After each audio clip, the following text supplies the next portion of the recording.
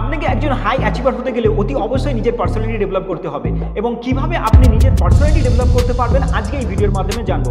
প্রথমত আপনাকে ইংরেজি ভাষায় দক্ষ হতে হবে। আপনার ইংরেজি কমিউনিকেশন, ইংরেজি ভাষায় বলার ধরন, ইংরেজি ফ্লুয়েন্সি খুব ভালো হতে হবে, তবে আপনি আপনার পার্সোনালিটি ডেভেলপ করতে পারবেন।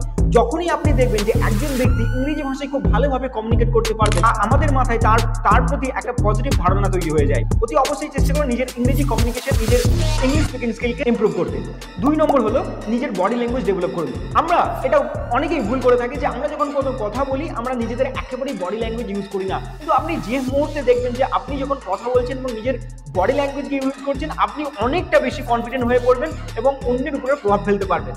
3 নম্বরটা যেটি হলো নিজের মতামত অন্যের কাছে রাখা। আপনি যদি নিজের মতামত কনফিডেন্টলি অন্যের সামনে প্রকাশ করতে না পারেন, আপনি অন্যের উপর প্রভাব ফেলতে পারবেন না, আপনি একজন প্রভাবশীল ব্যক্তি হতে পারবেন না।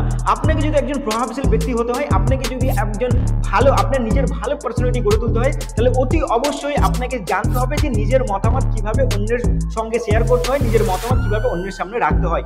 এই 3টি কাজ যদি আপনি খুব ভালোভাবে করেন, আপনার পার্সোনালিটি একদম লেভেল 0 থেকে 100 লেভেল অবধি যেতে পারে।